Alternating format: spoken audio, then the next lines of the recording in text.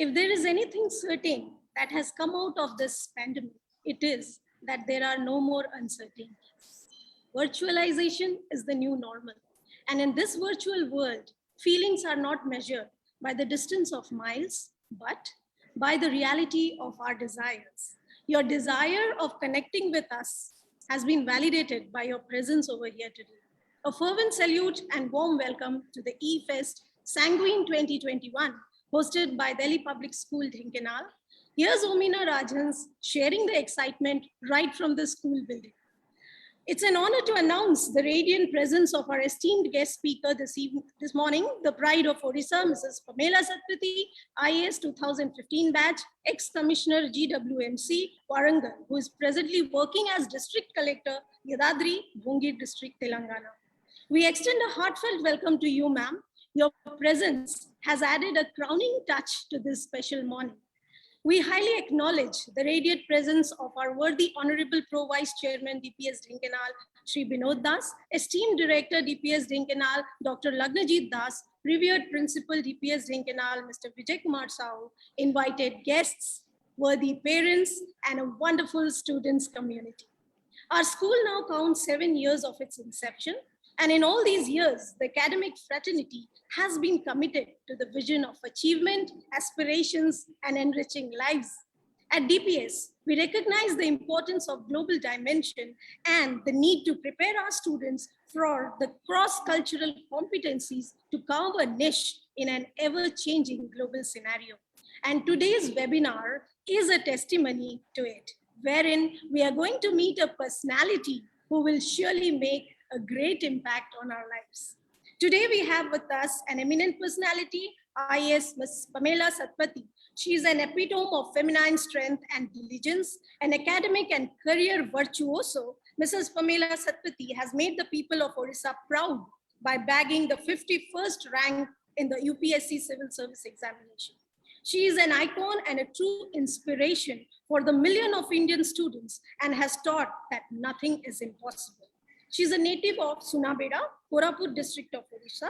She did her engineering in computer science from CET, and later she got master's degree in humanities as well. Apart from being a philanthropist and fulfilling her filial duties and responsibilities, she does find time to pen down her thoughts in the most creative way.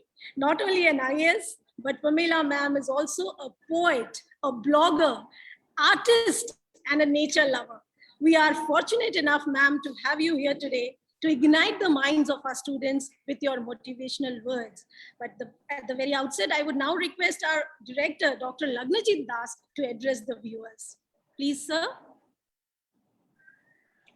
Thank you, ma'am. Thank you for joining us and sparing yourself from your giving your valuable time to us.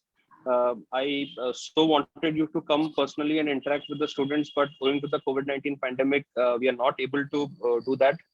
They would have absolutely loved it, and I'm pretty sure you would have loved it too.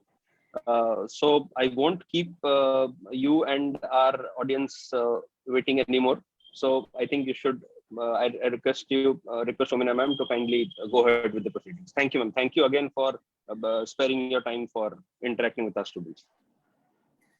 Thank you so much, sir. Once again, welcome to the show, ma'am. Our students are more than eager to interact with you. Ma'am, it's a general belief that cracking an IAS is a Herculean task. The diverse and vast UPSC syllabus and exam schedule actually scare the aspirants. So we have one of our aspirants from grade 10, Akshat Padi, who wants to ask you a question. Akshat? Yes, ma'am. Good morning, ma'am. I'm Akshat Padhi of grade 10. First of all, I'm very grateful to my teachers to give me this opportunity to ask few questions to you. So could you please tell me how many hours is it ideal to study and how to divide the time? And please show up a roadmap to success in this field. Good morning, Akshat. And good morning, everybody. Good morning, Lagnajit and Amina ma'am. Thank you for giving me this opportunity. I really love interacting with students and I love interacting with kids, but I'm very scared of kids like Akshat, who are aspirants from 10th standard, and who ask this very scary question that how many hours you should put in. So first of all, Akshat, you should not be an aspirant since class 10th. That is not how it should be. You have a long way to go. You should only aspire for your board exams right now. And you should look forward to developing an idea about what is your aptitude and what is that you want to be, but not like freezing or concretizing your goals. It should be fluid because there's still way more time to explore your aptitude and attitude in life. And I think I'm very clear about the first part of the question. And second part of the question is how many hours? You see, I'll talk out of my personal experience because that is what I believe you can connect, all of you can connect with more. I was never an aspirant since class 10th, first of all. And this is not my first job. I was an engineer. I just passed out of CET, got a campus placement done, worked in Infosys. I mean, worked in the sense, trained in Infosys for 6 months, immediately didn't like it. And I became a e-governance scientist with Council of Scientific and Industrial Research for a pretty much year and a half or so. And after that, suddenly I got an idea that I should be married. Then I got married and I was a hardcore housewife, you can say, for more than a year. And then I was bored of staying at home at some point of time. And then I thought, okay, I'll do something. And I thought, why not teaching?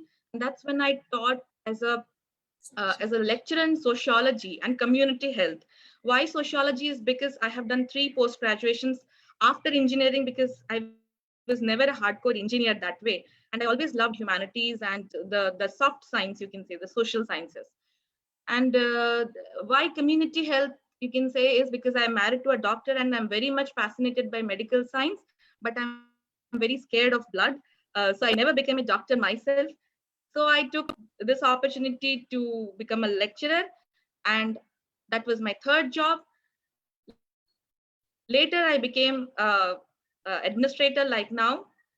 And I can tell you that all 4 or 5 phases of my professional or personal life intertwined.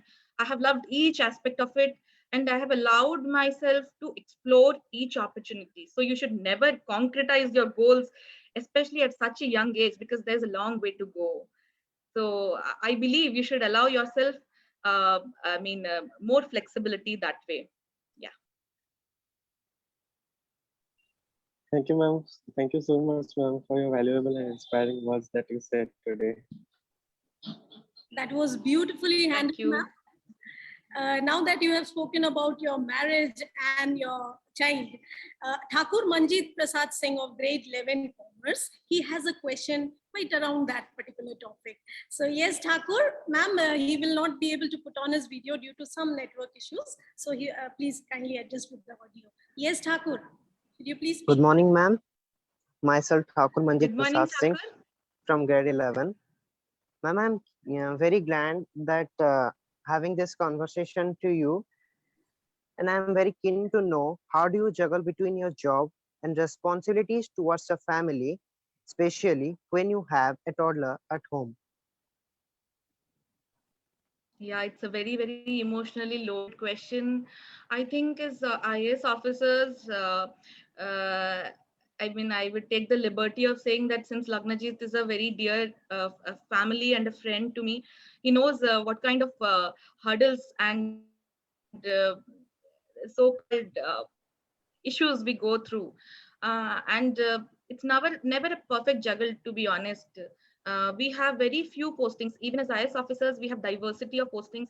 At the initial 1 or 2 years of my career, I thought I was able to juggle well, because it's not just about juggling between work and family. It's also juggling between 3 things: between your personal space, your family, and your professional life, which takes a major part of your day. Let's say 18 hours minimum, other than the phone calls, of course.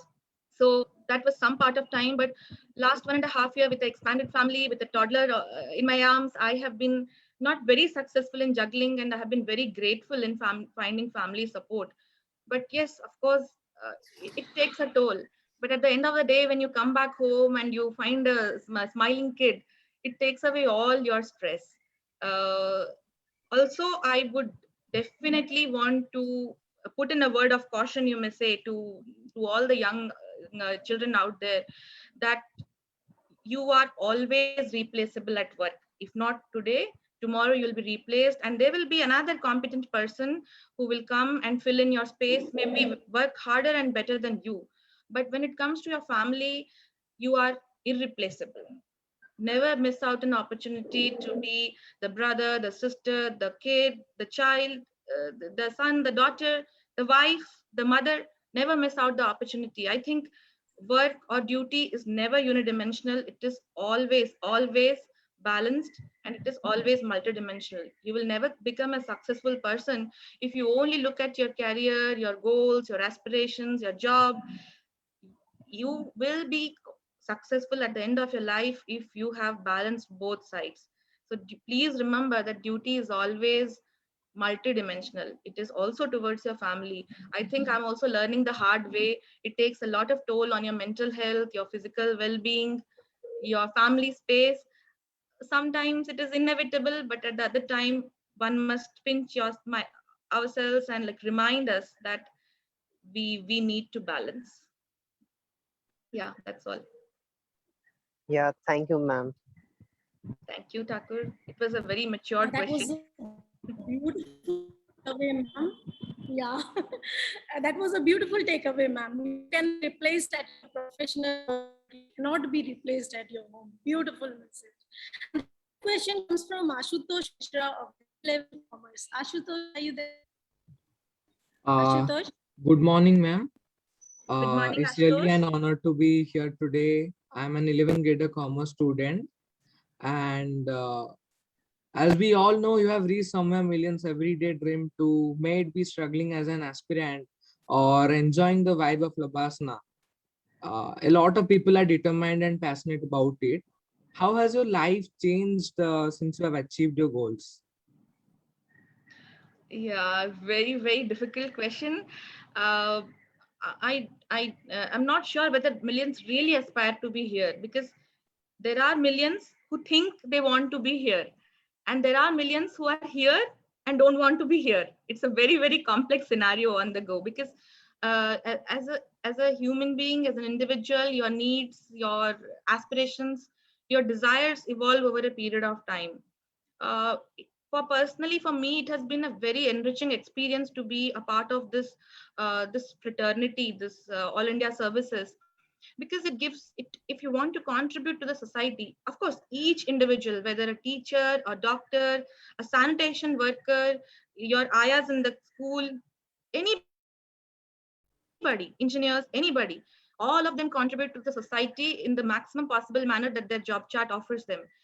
Apart from that, if you want to make a larger and visible impact, I don't want to use larger, but I want to make sure visible impact in a society. I think all India services gives a very visible platform to you, if not larger, or it's a easier and a visible platform where your job chart offers you the opportunity to connect to millions of people who are vulnerable, who need your help.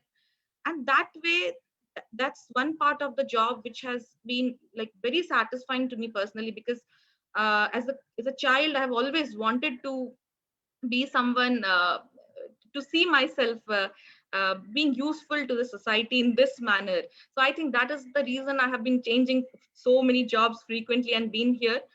uh, so I think the second part of the question, how life has changed, is I think the helping of being of help to the society has been a little easier after I have come into the services. But I can tell you that it's not difficult of for being of societal use, even when you're not in the all India services. See, even when I was not an IAS officer, I used to take up many initiatives, connect with many people, network, and was able to help many people out there. And even as an IAS officer, as a collector or as a commissioner somewhere, I have worked more in the capacity as a common man, raising funds. Last year during COVID, I crowdfunded 20 lakh rupees to give to sanitation worker because government was cash crunched at that time. And my friends, my family members, my network, in for whom I was not an IAS officer, but I was a common man. They helped me raise 20 lakh rupees, and we could give PPE kits to our sanitation workers, and we could take care of their medicines and their healthcare. So that is where I think this platform makes it easier and provides you a visible opportunity. But at the same time, one should never forget that wherever we are, we always have an ability to make a difference and make an impact in somebody's life.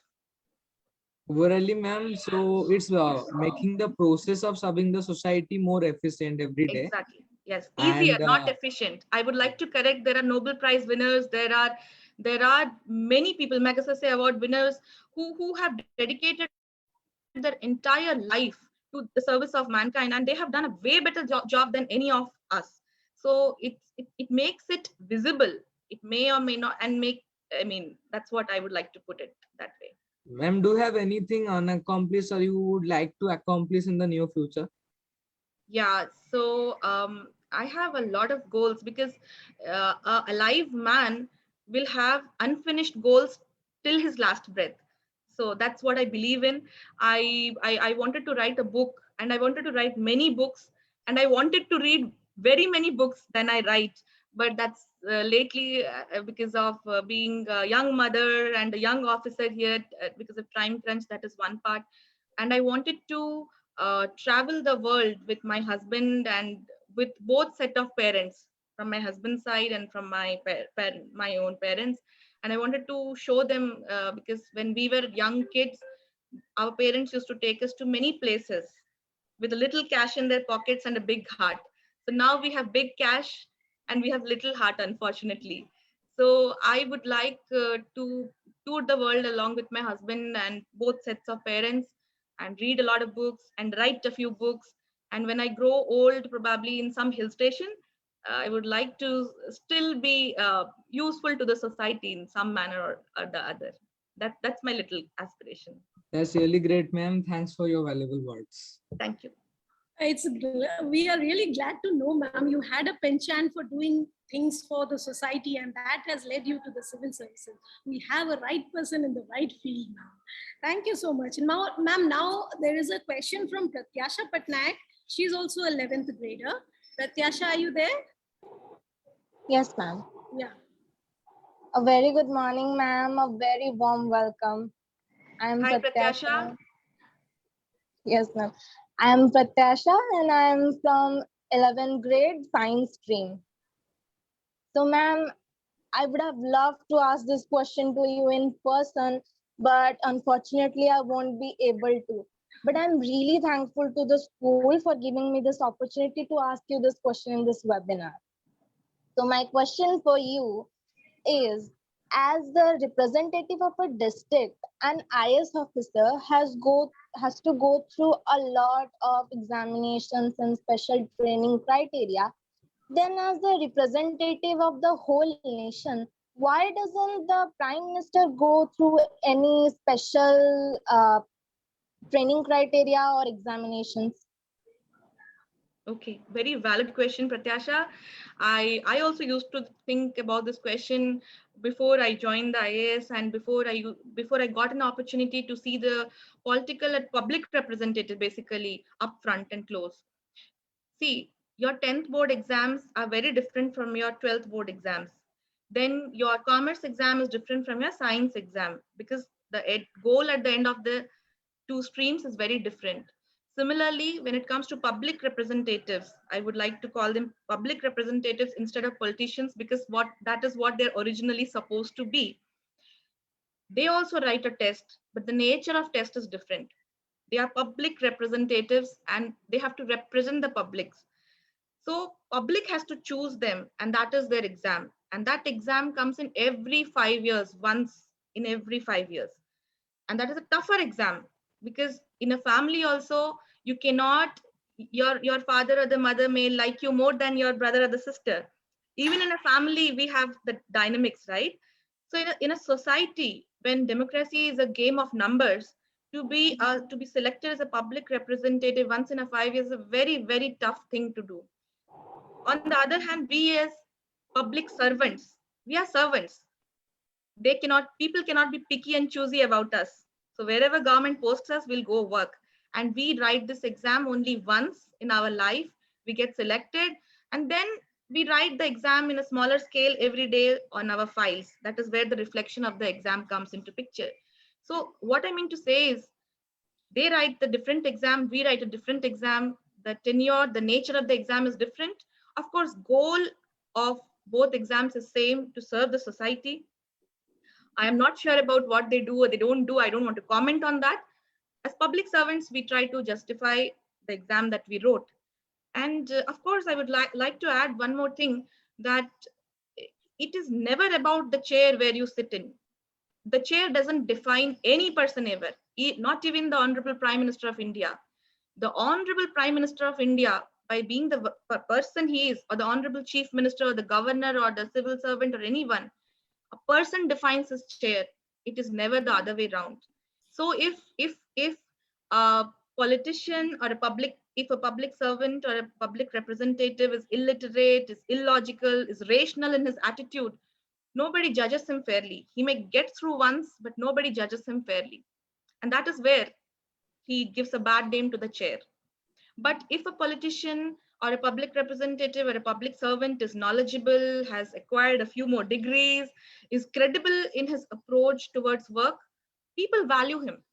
And that also fetches him votes, And today's society, you see a lot of public representatives who have done 1 or 2 PhDs, because that's the competition is increasing at their level. It is not 1960s anymore. So you see, if you have to see, and again, the context is very different. If you have to be a village sarpanch and the village is located in a tribal hamlet in a remote forest, why do you need a PhD degree for it? You need to connect with the people's heart and the people's desire to work. So making an exam compulsory for a sarpanch or a tribal leader is irrelevant there. So the nature of exam is different. They also write an exam, we also do, but the ways and means are quite different. I think I'm amply clear. Am I, Pratyasha? Yes, ma'am. Thank you so much, ma'am, for your valuable words and giving your precious time to clear my curiosity. Thank you. Thank you, ma'am. Valuable indeed, ma'am. Valuable indeed, because when you speak, we feel like listening. So this, I have gone through some of your poems. They are like wonderful. You write both in English and Hindi. Yeah. Regarding this, my student has a question, ma'am. She's Debanita Pradhan. She has brought a lot of laurels to school. So she wants to ask you something. Debanita, are you there? Yes, ma'am. Thank you, ma'am. Good morning, ma'am. Extending my morning, cordial Debanita. welcome to you. Good morning. Extending my cordial welcome to you, ma'am. Thank you. I'm Debanita of class 12. I'd like to begin by expressing my profound and heartfelt gratitude to you. It's an absolute honor and I deem it a privilege on my part to have got this opportunity to interact with you today. Ma'am, needless to versify, civil servants are the unsung heroes of our nation. They have the power to bring a positive change. They have the potential to bring a positive change in the society, among the communities and the individuals. Ma'am, you are a multi-talented, multilingual, versatile persona. So may I kindly know, apart from being devoted to all the core functions of an IAS officer, how did you develop this knack for language learning and poetry? Who is your inspiration in this regard? See, I have grown up in Koraput, Sunabeda. It's a defense township, a small township with people from all over India working there. So it's a multilingual and a multi-cultural space, and it has no dominoes, it has no barista, it has no gaming zones, and it had one school, a very nice school, and we had a very good and competitive set of children there. So my free time, as I remember, would be to walk into the hills or to do gardening as a part of physical exercise, because I was never very much into sports. I still regret it, but yes, I was a lot of into physical hard work in gardening, and then into reading. And I think this knack for literature has come from my father, and I think it's also from my grandfather, because he used to read a lot. So I think that's a genetic part of it. But somewhere deep down, I always wanted to be an art student. um, I never became an art student in terms of my degree. Later I completed 3 post-graduation degrees in sociology, in human rights, in public administration, and a few more. So I think that constantly being a student is a very, very good thing, because as a student, you always remind yourself that you are a pencil with an eraser.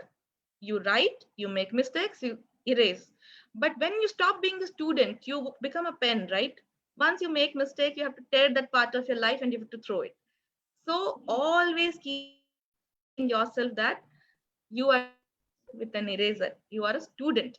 As a student, you have the liberty to make mistakes. Even a prime minister can make mistakes, because if he thinks he is a student, he only thing is, when we make mistakes, we should have the conviction, we should have the acceptance to come back and use the eraser.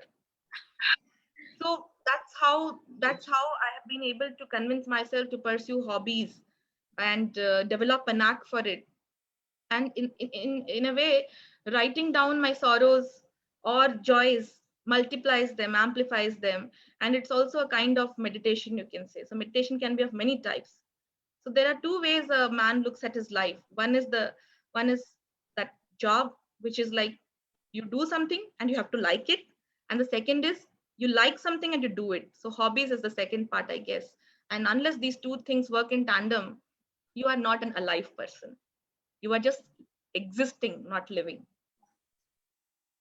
Yes, that was really encouraging. Thank Ma'am, you, Devin. I had been through your FP profile. You had written there perennially procrastinating. So Yes, I'm eager to know where you were procrastinated during your preparations. of course. And that's what took me 4 attempts. Everybody talks about success, and that is where we create a lot of anxiety in the so-called aspirants. Nobody talks about failure. Everybody talks about the 51st rank. Nobody talks about that it came in the 4th attempt. So I would like to make it loud and clear that I have failed 3 times before I succeeded the 4th. And that is because I was not focusing. I was perennially procrastinating. If there was an exam tomorrow, I was writing a poem today instead of revising my syllabus. That is the way I have always been. I was a civil servant at the age of 26 or 27, and people told me that you could have been the civil servant at 23. But no, I wanted to be a software engineer. I mean, that's how life took me. And then a e-governance scientist, and then a lecturer, and a housewife, and a mother. And this diversifying stream, see, a waterfall may fall from a great height, but it will still not be as lengthy as a river, and it will still not see the beautiful valleys and the mountains that a meandering river will see. Why not allow your life to be meandering sometimes? It is joyful that way also. So everybody has a different way of doing things. I am procrastinating always in my life, because when I'm doing one thing, my mind as an artist is stuck in so many different things. So when you go to a field work, you also should allow yourself a little bit of lack of focus to listen to the songbird who's singing on the tree. And that's what keeps you alive, right? So that's how I'm perennially procrastinating. I'm always thinking I'll do this later. And in this time, I will do something else. But I'm doing it anyway all the time. Your words has a very thank you. Thank you, Debanita. See, ma'am, the children, they have been like browsing about you day and night, and they have like all of them wanted to connect with you, but we could only choose few. There is another student, Periwinkle Patnaik from grade 10. She could not connect through this media because she has some network issues, ma'am. So I'm reading out her question. Kindly take it. People these days do not follow their heart while choosing any profession. Is it correct to choose any profession according to our parents, or should we follow our heart and do what we are good at?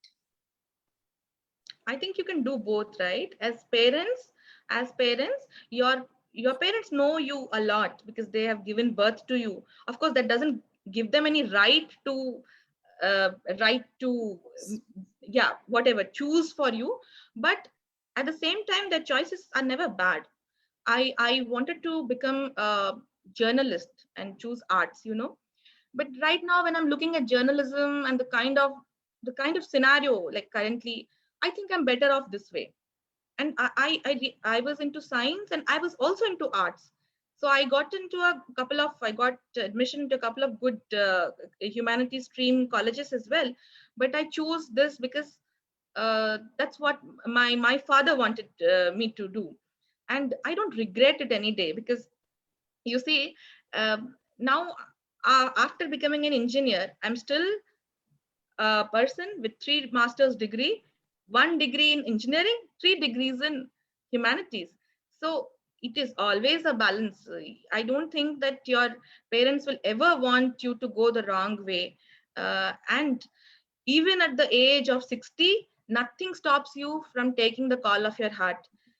I think only people who want to blame a certain aspect, including their parents, say that I would have been this person in my life had my parents, or which is tied for half an hour and untied. But the horse thinks that it is tied for the entire day. It's only in your mind. You are free to choose. And if you are really passionate about something, I think your parents, they are your parents, they will be able to understand that better. If you want to be an artist, especially in today's world, you have social media, you have Instagram, you have Twitter, you have whatnot.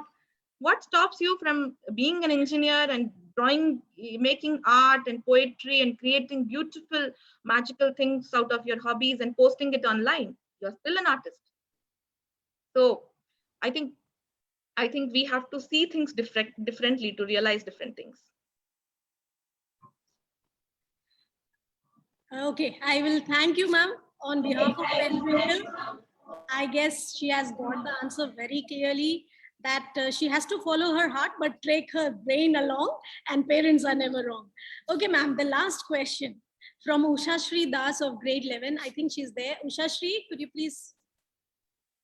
Good morning, ma'am. I'm Usha Das from grade 11 Commerce. First of all, I want to thank my teacher for giving me the opportunity to have interaction with you.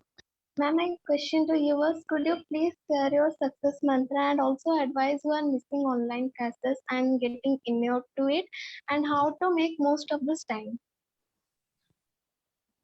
Yeah. So first part of the question of my happiness mantra, of my success mantra is, yeah, I already used that word. Everybody says success is the key to happiness. I believe happiness is the key to success. Unless you're happy doing something, you will never ever be successful doing that. If it is studies or art or being a mother or an officer or an artist, you will never be successful unless you love doing what you are doing. So I think happiness is the key to success. I call myself a happiness addict. People are coffee addict, news addict. I'm happiness addict. I always want to be happy. Okay. So remember, be happy. And sometimes what happens when you're trying to move towards your goal, it becomes a little rigorous. We feel unhappy. If you really want that goal, try to make yourself happy. Okay. It's not like we drink wine and we sleep and we party and we feel happy and life is gone. That is a different level altogether. I'm not talking about that. If you're focused on something and you still want it desperately and passionately, try to make yourself happy working towards that goal. And if you still can't make yourself happy towards that goal, I think that's not your goal at all. Remember that. Okay. So remember always to be a cheerful, happy, jolly person. You may become the prime minister of a country, you may become the chief minister, you may become a district collector, but if you have not been happy yourself, what's the use of your life? And secondly, if you have not made people happy by your presence, what is the purpose of your life? So happiness is the key to success. Remember that. That's the success mantra. And talking about the second part of question, I think it's a school discussion. I'm not supposed to say this, but as a student, I always used to think that why don't I get a headache or a stomach ache or a fever that I should not go to school. That's because I always had an unfinished novel to finish, or I thought that okay, this today is it is raining nicely, so I should put a few more plants in the garden. Or there was this poetry idea where I had written half a paragraph and I needed half a day to finish another paragraph, and that's when ideas were striking. Lot of complex things. Or I simply wanted to be at home and sleep. So I was that bad student in school, because school would be a day-long affair, and you never, whenever you come home. And these days, again, we have a menace of tuitions. I really don't know. Like, I have never gone to tuitions in my life, so I don't know about that. So children hardly get time to be children these days, and that's what is destroying society in a way, in a very undefined manner. Children are aspirants, sometimes aspirants of being scientists, sometimes aspirants of being civil servants, sometimes aspirants. We are becoming very mechanical as children. We are no more children. I think we should cut ourselves that slack and be children. Okay. And now with online classes, you have a defined time to uh, attend to your school, and you have an unlimited time at home where you can read a lot more than what your school syllabus offers, and you can pursue your hobbies. You can spend more time with family. As children, we never realize that, but as when we grow up, we start missing home. So I think this time you should use it very effectively. Okay. So, and this is one time which will not come back again. I think I am clear, Ushashri. Thank you so much, ma'am, for sharing your valuable words. Thank you. Thank you so much, ma'am. I think, first of all, thank you for your patient listening to all the questions and answering them so beautifully. They must have got a lot to learn today. Ma'am, do you have any other message to give to the students of BPS Dinkana? I don't know. I think I have, in due course of time, your questions, your students have been very crisp and focused with their questions. So I think I have answered them a lot. And I just want to say that at many points in time, people will expect you to behave in a certain way, in an unoriginal way. I think you should never be that, because you cannot pretend to be someone, and you cannot be that for a long time. So as IS officers, all of us expect, for example, me to be less talkative, less smiling, less less informal, more rigid. But I also have tried it that way and failed, because you should be the way you are designed to be by God, and every individual is different. So never lose your originality. Of course, try to be a work in progress, try to improve yourself each day, each moment, but never lose your originality for whatever the society may bring upon you.